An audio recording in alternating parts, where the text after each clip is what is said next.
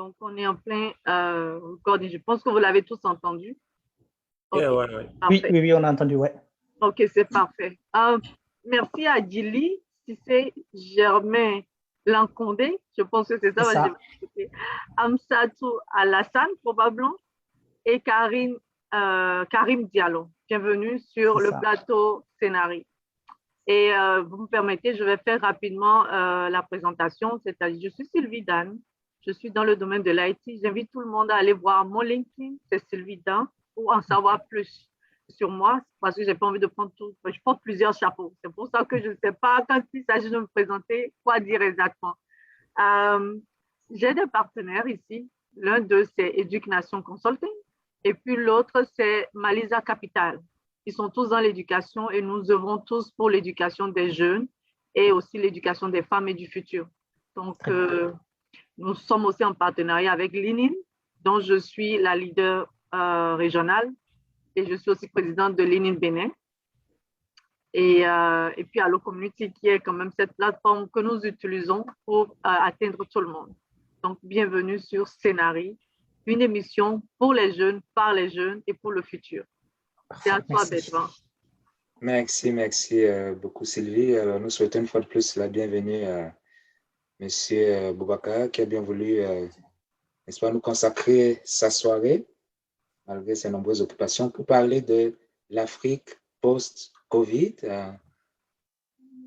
On parlera notamment d'éducation, on parlera de gouvernance aussi.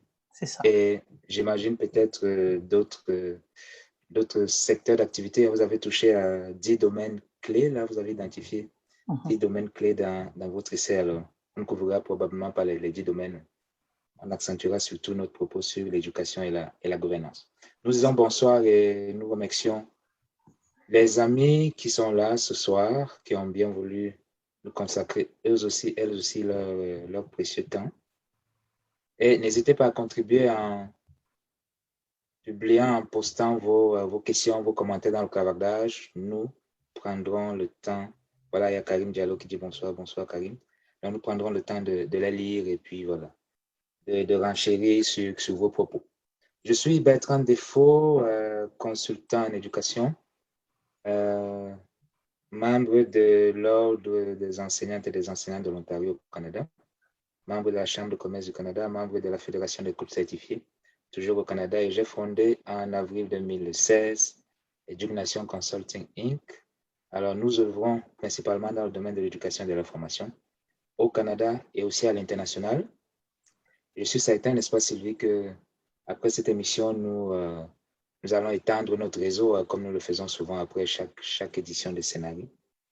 Parce que la plateforme Scénarii à l'eau, c'est aussi une occasion de réseauter, de faire connaissance, là, les invités et le public et les présentateurs, présentatrices.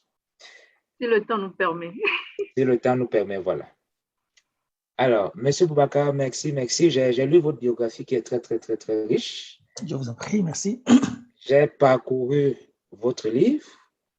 Merci. Je n'ai pas lu tous les mots. Je ne prétendrai pas avoir lu les 166 pages à peu près, presque 200 pages, mot après mot. J'ai parcouru le livre. Il est très, très, très, très intéressant. Je l'ai fait. Tu t'imagines? C'était comme, j'étais addictée à cela. J'ai lu la première phrase que j'ai lue, j'ai été scotchée. Je ne pouvais plus me déconnecter. Il fallait que je lise parce que j'aime beaucoup quand même l'histoire. Les histoires à travers les îles, c'est-à-dire l'histoire de l'humanité et puis de ces mots grecs. J'ai fait le latin aussi. Donc, tout ça, c'était pour moi une façon, c'était vraiment un livre extraordinaire. J'ai vraiment aimé. Surtout, l'écriture était abordable, quand je dis pas abordable, mais en tout cas, c'était une écriture facile. N'importe qui peut lire le livre et se sentir... Parce que tu sais, il y en a qui écrivent et c'est difficile à lire parfois parce qu'ils ont un certain style. Ce style est populaire, selon moi, pour de la politique. Facile, clair, direct. Et vraiment, c'était super beau. Mais je te laisse continuer. Merci, Sylvie. Voilà, tu as fait déjà une analyse littéraire du livre. Je n'ai plus rien à dire, là. J'ai étudié pour rien en littérature, Sylvie. Tu viens de faire mon travail. OK. Donc, c'est un style accessible au plus grand nombre. Voilà. Donc, c'est tout à l'honneur de son auteur, évidemment. Monsieur Boubacar, voulez-vous dire un mot pour peut-être les personnes qui vont regarder cet enregistrement? J'imagine que toutes les personnes ici présentes ont lu votre biographie là, déjà sur LinkedIn, par exemple, ou bien ailleurs. Mais pour les personnes qui vont regarder l'enregistrement de cette émission par la suite, est-ce que vous voulez dire un mot à votre sujet, sur votre parcours, avant qu'on entre dans le vif du sujet? Oui, bon, voilà, je vous remercie beaucoup. Bonsoir à tout le monde. Voilà, je suis vraiment très, très reconnaissant pour d'être accueilli sur cette plateforme-là. Et je remercie ceux qui sont là, voilà, ceux qui consacrent leur temps à nous suivre. Je remercie particulièrement donc Bertrand et Sylvie, voilà, qui m'ont fait l'honneur de m'inviter, qui ont pris le temps quand même de lire mon livre. C'est un honneur pour moi. Voilà. Donc, concernant le contenu, donc, je fais une petite parenthèse. Donc, j'ai essayé de faire ça de manière didactique, voilà, pour que ça soit accessible à tout le monde. Voilà, je ne voulais pas que ça soit un livre savant. Bon, ce qui m'intéressait, que le message passe, quoi. Voilà. Donc, voilà. Après, pour revenir à votre question, Bertrand, moi, je suis né au Niger, voilà, 1978. Donc, là, voilà, j'ai mes 43 ans. J'aurai bientôt 44 ans. Voilà, j'ai grandi au Niger, à Niamey. Voilà, j'ai jusqu'à mon bac. Voilà, j'ai fait mon bac scientifique à Niamey. Ensuite, j'ai eu l'opportunité, voilà, de poursuivre mes études en Algérie, voilà, dans le nord, à côté d'Alger, une ville qui s'appelle Boumerdès, voilà, où j'ai fait mon diplôme d'ingénieur en technologie alimentaire. Et puis après, je suis venu en France, voilà, où je fais deux masters, un master de recherche et puis un master de professionnel, toujours dans le domaine de l'agroalimentaire. Donc voilà, et puis après, voilà, j'ai travaillé dans une multinationale américaine qui s'appelle General Mills dans le sud de la France. Après, j'ai enseigné à l'université régionale des métiers de l'artisanat, donc à Loire-Atlantique. Après, en 2016, à partir de 2016, voilà, je suis retourné au Niger où j'ai créé Sahel Agropole pour participer au développement économique et puis surtout comprendre quoi les dynamiques actuelles en Afrique. Voilà. Et puis, quand le coronavirus a commencé, j'ai entendu le discours à la masse sur l'Afrique. Et en plus de ça, le coronavirus venait s'ajouter au phénomène du terrorisme qui fait des dégâts au Sahel. Donc, j'ai décidé en fait d'écrire ce livre-là pour attirer l'attention des Africains sur les vrais enjeux, quoi. Les vrais enjeux. Voilà. Parmi ces enjeux-là, j'ai mis l'accent sur la sécurité. C'est important que la question de la sécurité, voilà, tout le monde s'intéresse à ça. Donc, il y a aussi l'éducation que j'ai identifiée comme secteur stratégique, voilà, tout comme la gouvernance aussi. Voilà, donc il y a 10 secteurs stratégiques que j'ai identifiés. Mais avant cela, j'ai essayé de dire aux Africains que nous sommes le berceau de l'humanité, nous sommes le berceau de la civilisation, que l'Afrique a connu des civilisations partout, du nord au sud, d'est en ouest, jusqu'au centre également, et que nous devrons, il y a la nécessité de renouer avec l'initiative historique. Voilà. Donc, c'est essentiellement le message que je voulais porter, quoi, dans mon essai. Merci, merci beaucoup, M. Boubacar. Là, le temps est donné. Hein. Alors, quels sont les effets, en quelques mots, évidemment, c'est une question immense, c'est une question qui peut appeler une réponse là, probablement sur plusieurs heures, mais on n'a pas ce temps malheureusement aujourd'hui. Mais comme ça, succinctement, M. Boubacar, quelles sont les conséquences jusqu'ici, parce qu'elle n'est pas terminée, la pandémie, quelles sont les conséquences jusqu'ici de cette pandémie sur les pays africains? Donc voilà, donc quand on voit, là je vous prends tout simplement deux pays, hein, donc voilà le Sénégal et le Bénin par exemple. Aujourd'hui, les hôpitaux sont un peu surchargés, voilà, parce que ce qu'on appelle en Europe la 4e vague, donc le variant Delta, est en train de toucher, de pénétrer donc les populations africaines. Voilà, alors que pendant un an et demi, on disait bon l'Afrique est relativement épargnée, et c'est le cas quand on regarde les statistiques, mais les virus sont des micro-organismes qui mutent en permanence. Voilà. S'ils viennent la première fois, ils portent, ils peuvent revenir une seconde fois, une troisième fois, et ainsi de suite. Donc là, on est en train de voir, l'Afrique du Nord est très touchée, la Tunisie, l'Algérie sont très touchés aujourd'hui. Voilà. Il manque, par exemple, d'oxygène, les gens meurent. Voilà. après l'Afrique du Sud, la Tunisie, par exemple, c'est le deuxième pays africain le plus touché. Mais maintenant, des pays comme des pays de l'Afrique subsaharienne, tels que le Bénin, le Sénégal, par exemple, commencent à être sérieusement touchés. Voilà. Donc, même si les statistiques encore aujourd'hui font que l'Afrique, c'est à peu près 4% des décès au niveau mondial, mais les micro-organismes, il faut faire attention, c'est dangereux. Et qu'il ne faut pas minimiser en fait cette maladie-là, cette pandémie-là, il ne faut pas qu'on minimise parce qu'en Afrique, on a tendance en fait, le discours ambiant a tendance à minimiser cette maladie-là et surtout à remettre en cause les solutions aussi qu'on propose. Ok. Merci. Donc, on a bien compris que l'Afrique est de plus en plus touchée. Vous avez nommé certains pays qui, selon vos données, selon les données que vous venez de publier, sont de plus en plus touchés. Mais que devrait faire l'Afrique? Est-ce qu'il faut confiner? Est-ce que les pays africains, est-ce que les gouvernements africains devraient confiner leur population? Quelle est la solution pour l'Afrique d'après vous face à cette pandémie? Alors, nos économies sont très fragiles. On ne peut pas avoir les mêmes politiques de confinement comme en Europe, par exemple, ou bien aux États-Unis, ou bien en Amérique du Nord, par exemple. On n'a pas les moyens parce que quand on confine des pays dans lesquels il n'y a pas de sécurité sociale, voilà, on condamne tout simplement en fait les gens à mourir. Il y a des pays qui ont commencé en 2020, par exemple, à partir de mars 2020, avril 2020. Par exemple, au Niger, Niamey a été, ils ont imposé un couvre-feu, par exemple. Voilà. Mais le couvre-feu commençait vers 19h jusqu'à 6h du matin. Mais sauf que l'essentiel de l'activité économique aussi se passait la nuit. Voilà. Quand on sait que l'économie africaine, 90% de l'économie africaine, elle est informelle. Or, la nuit, il y a une activité économique qui est intense. Donc, quand on ferme les grandes villes, parce que les gens quittent les campagnes, les villages pour venir s'installer dans les grandes villes, et les gens se débrouillent. Maintenant, quand on vient dans les grandes villes et qu'on confine le pays, on dit qu'on impose un couvre-feu, eh bien, le peu de capital qui permet aux gens de faire fonctionner leur business, en fait, ils vont le perdre. Et on a vu ce cas-là à Niamey, par exemple, et dans des grandes villes comme Dakar, et même à Abidjan, on a vu des cas comme ça, où le confinement a posé plus de dégâts, ou bien le couvre-feu a posé plus de dégâts que la pandémie elle-même. Donc, c'est à l'Afrique et aux Africains de réfléchir pour trouver la bonne solution, la solution adaptée. On ne peut pas faire comme par exemple en France, eh bien, on a confiné le pays, mais l'État a continué à prendre en charge les salaires. Voilà. Donc, il n'y a pas eu de dégâts à ce niveau-là. Les gens arrivent à vivre. Mais nous, au Niger, au Mali, au Sénégal, à Dakar, au Sénégal, je ne sais pas, au Bénin, par exemple, ou bien au Cameroun, si on met le pays sous cloche, eh bien, il n'y a pas d'État pour permettre aux gens de vivre. Donc, le remède risque d'être encore plus dévastateur que la maladie. Alors, on s'entend là-dessus que vous avez parlé de l'informel, du niveau de la place qu'occupe l'informel dans les économies africaines. Beaucoup vivent au jour le jour et ne peuvent pas se permettre d'arrêter leurs activités commerciales, ne serait-ce qu'une journée, n'est-ce pas?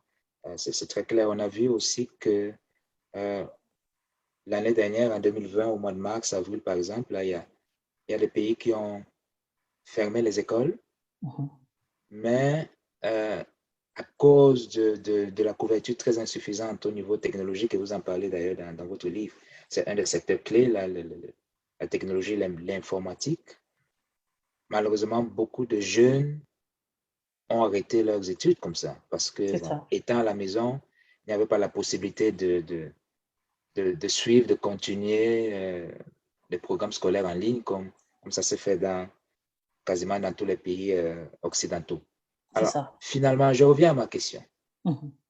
Est-ce qu'il y a une porte de sortie pour l'Afrique par rapport à cette pandémie? Est-ce qu'il y a une solution pour l'Afrique? Parce que les hôpitaux, vous le dites dans votre livre, et nous le savons, pour qui a vécu en Afrique ou a voyagé un petit peu en Afrique, beaucoup de centres hospitaliers n'ont pas toujours le matériel ni le personnel adéquat.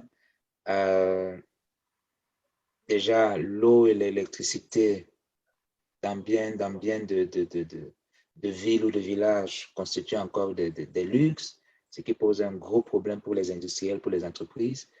Au final, est-ce que l'Afrique n'est pas en quelque sorte piégée là, par cette pandémie, piégée à cause de son impréparation finalement de plusieurs décennies, de plusieurs centaines d'années? Mais effectivement, l'impréparation nous pose énormément de problèmes, surtout le manque d'État. Surtout le manque d'État, parce que le drame que vivent beaucoup de peuples, beaucoup de pays africains, c'est le manque d'État. Donc, c'est les États qui sont fragiles. Donc, du coup, la fragilité de l'État aussi rend fragile la société et aussi le pays.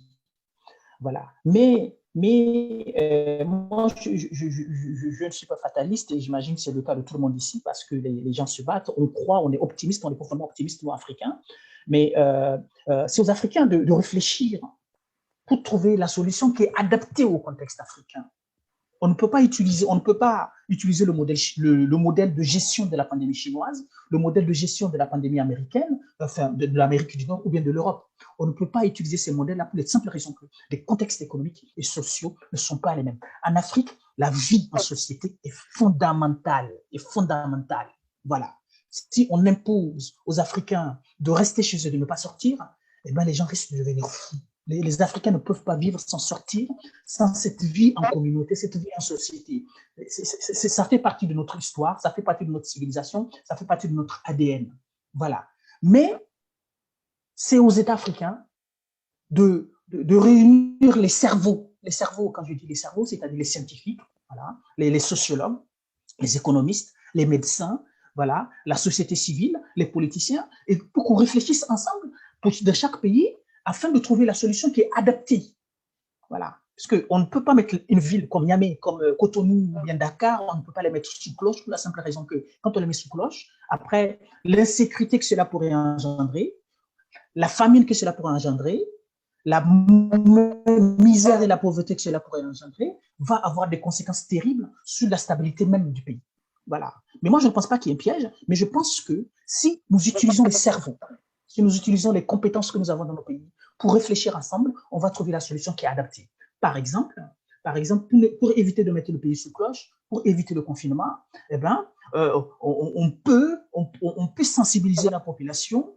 C'est ce que les gens font déjà à travers voilà, les règles de distanciation sociale, en tout cas, ou bien le fait d'être propre, se laver les mains, tout ça. Voilà, les règles d'hygiène, en respectant les règles d'hygiène, et aussi essayer de traquer le virus. Cette technologie, ces techniques-là aussi existent. Cette manière de gérer là aussi existe. On peut traquer le virus. Voilà, on peut le tracer. Voilà. Donc, ça fait partie des solutions. Mais, encore une fois, moi, de mon point de vue, il faut que l'Afrique, les États africains soient capables de réunir, en fait, les intelligences africaines pour qu'on réfléchisse et trouver la solution qui est adaptée au contexte africain. Le copier-coller, ça ne marche pas. Moi, j'ai une question à vous poser. Parce que je pense que c'est à partir du moment où Covid est apparu que vous avez commencé par penser peut-être sûrement à écrire. Parce que vous avez vu des choses. Donc, ça vous a sûrement nourri et vous avez eu des idées. Alors, la question est, de là, vous avez pensé à 10 stratégies, si je me trompe, pour l'Afrique. Et M. Bertrand vous a posé la question si ce n'était pas un piège. Et moi, je vous repose la question. Ne pensez-vous pas que c'est un piège? Pourquoi? Je vais vous dire pourquoi je vous repose la question. Parce que vous avez répondu à cette question, mais je vous repose parce qu'on ne peut pas évoluer sans bonne gouvernance, sans la diaspora, parce qu'il y en a pas mal. Ils sont, disons, le troisième bailleur de fonds, comme vous l'avez si bien dit dans votre livre. L'intelligence économique, le système éducatif, l'industrie et de la finance, l'énergie, l'industrie de l'agrobusiness, l'industrie de la santé, pharmacie et l'industrie informatique numérique. Pensez-vous qu'on peut juste prendre par exemple l'énergie et arriver à atténuer cet effet, c'est-à-dire les conséquences du Covid, parce qu'il fait ravage, mais on n'en parle pas vraiment, parce qu'on n'a pas les technologies pour. Donc, on ne peut pas juste utiliser par exemple, comme je le dis, l'agro-business ou carrément la santé pour pouvoir atténuer le problème de l'Afrique, parce que ce problème, c'est un tout. Absolument. C'est pour ça que vous avez proposé 10 affaires, 10 points, 10 stratégies. Oui, effectivement. Par exemple, vous avez parlé de celui de l'énergie. Dans le contexte africain, si on veut un État qui veut combattre la pauvreté, doit construire des centrales électriques. On n'a pas besoin, historiquement, et aujourd'hui les données sont là, on ne combat pas, par exemple, la pauvreté avec les ONG. C'est du pansement qu'on va mettre sur une plaie, mais ce n'est pas la solution. Voilà. On ne combat pas la pauvreté en priant uniquement dans les églises ou dans les mosquées, voilà, ou bien en tenant des discours creux politiques. Un pays sérieux, un État sérieux qui veut combattre la pauvreté, voilà, par exemple, l'une des solutions, c'est de construire des centrales électriques. Une fois que vous avez accès à l'énergie, eh bien, il y a beaucoup de problèmes qu'on peut résoudre. Voilà. On sait aujourd'hui, par exemple, il y a même dans les capitales en Afrique, au Niger, par exemple, voilà, moi, je vais souvent à l'hôpital national de Niamey, et bien des fois, en pleine intervention chirurgicale, il y a une coupure d'électricité. Voilà. Donc, vous voyez bien que la question de l'énergie est fondamentale. Les pays qui dominent, les pays qui se développent, que ce soit l'Amérique du Nord, plus particulièrement les États-Unis, ou bien la Chine, ou bien l'Europe, c'est l'énergie. Prenons par exemple des chiffres. Un subsaharien, il consomme 200 kWh par an d'énergie. Pour faire fonctionner un réfrigérateur, il te faut 5 kWh. 5 kWh. Donc, un subsaharien par an consomme 200 kWh. Contre 7 000 kWh pour un Français et 13 000 kWh pour un Américain. Donc, on voit bien que cette précarité énergétique aussi pose énormément de problèmes, aggrave aussi la situation de pauvreté. Je suis d'accord avec vous. Je suis d'accord avec vous autres. Mais ce que je veux, là où je veux vous emmener, c'est le problème de l'éducation. Parce que dans le passé, on n'avait pas cette histoire d'énergie. On se débrouillait avec notre lampe et tout, mais quand même, on pouvait lire ce qu'on a à lire en pleine nuit et tout. Donc, ne pensez-vous pas que l'éducation est le socle quand même, est la base avant de parler d'énergie? Parce que même si on a l'énergie et qu'on n'est pas éduqué, on ne saura pas comment le transformer ni l'utiliser. Quand on n'a pas l'éducation, on ne peut pas, oui, on peut encore guérir parce que dans la culture africaine, partout en Afrique, nous avons encore ces médecins traditionnels et autres qui utilisent l'oral pour pouvoir soit guérir ou soit transmettre leurs connaissances. Je suis encore d'accord. Mais à la fin de la journée, oui, nous avons besoin d'énergie, mais nous avons besoin d'éducation. Nous avons besoin d'éducation. L'éducation est très importante. Non seulement l'éducation, mais aussi la gouvernance. Ça, c'est ce que moi, je pense. Et après la gouvernance, on peut parler de la défense et ainsi de suite et du reste. Mais je vous laisse la parole. Je ne sais pas si Bertrand, tu as quelque chose à dire avant que monsieur Adamou ne réponde. Bah, j'ai toujours quelque chose à dire, mais je vais laisser la parole d'abord à M. Boubacar et poser ma question après sa réponse. Alors, donc, pour la question de l'éducation, je l'ai écrit dans mon essai, je disais que l'Afrique est sur le point de perdre la bataille de l'école. Une fois que, ce n'est pas trop tard, hein, on peut rattraper beaucoup de choses, mais quand une nation, ou bien quand un peuple perd la bataille de l'école, ensuite on perd tout. Voilà. Donc, l'école est fondamentale. Mais maintenant, il ne faut pas attendre de construire des écoles partout en Afrique pour construire après des centrales électriques. Avec une bonne planification, nous pouvons faire ça de front. Parce qu'il ne faut pas oublier que la population africaine augmente très, très vite. Nous avons un rythme de croissance de la population africaine qui est en moyenne de 4,5% par an. C'est le taux de croissance démographique le plus élevé au monde. Ce taux va continuer d'augmenter. Voilà. Donc, quand la population va augmenter, à l'époque, on utilisait les lampes. Bon, voilà, par exemple, moi, j'ai utilisé les lampes, voilà, ce qu'on appelait les lampes tempête pour étudier. Donc, voilà. Et c'est le cas aussi de nos parents. Mais aujourd'hui, la population augmente. Un pays, prenons le cas du Niger, par exemple. Hein? Aujourd'hui, nous sommes 20 millions. Avec tous les problèmes que nous avons, nous sommes 20 millions. En 2050, nous serons 60 millions. La population sera multipliée par 3. Déjà, on n'arrive même pas à assurer le minimum aux populations, nous sommes 20 millions. Et c'est le cas de beaucoup de pays, au Mali, par exemple, ou bien en RDC, par exemple. Voilà. Mais maintenant, comme cette population augmente, double tous les 20 ans ou bien tous les 30 ans, eh bien, la question de l'école, c'est très bien, mais en même temps qu'il faut instruire les enfants africains. Nous sommes à un taux de scolarité, en Afrique, nous avons une moyenne de 60%. Au niveau mondial, la moyenne mondiale est de 90%. La moyenne mondiale, voilà. En Amérique du Nord, en Europe, ils sont autour de 100%, 98-100%. Voilà. Donc, le taux de scolarité en Afrique est très faible, est très faible par rapport à la moyenne mondiale. Et maintenant, il faut regarder aussi la qualité de ce taux-là. Parce qu'il y a beaucoup de pays dans lesquels, en fait, on forme des illettrés après 6 ans à l'école. Voilà, les enfants ne savent pas lire et écrire, donc c'est une perte de temps, quoi. On fait perdre à des générations entières, en fait, leur temps, puisqu'ils partent à l'école et ils n'apprennent rien, puisqu'ils ne savent même pas lire et écrire après 6 ans. Alors que c'est quelque chose qui, au bout de 3 mois, moi, quand j'ai commencé à l'école primaire, au bout de 3 mois, je savais lire et écrire, au bout de 3 mois. Aujourd'hui, avec leur certificat, après 6 ans à l'école primaire, ils sortent, ils ne savent pas lire et écrire. Donc, il y a un sérieux problème quand même. Donc, nous perdons beaucoup de temps et beaucoup d'énergie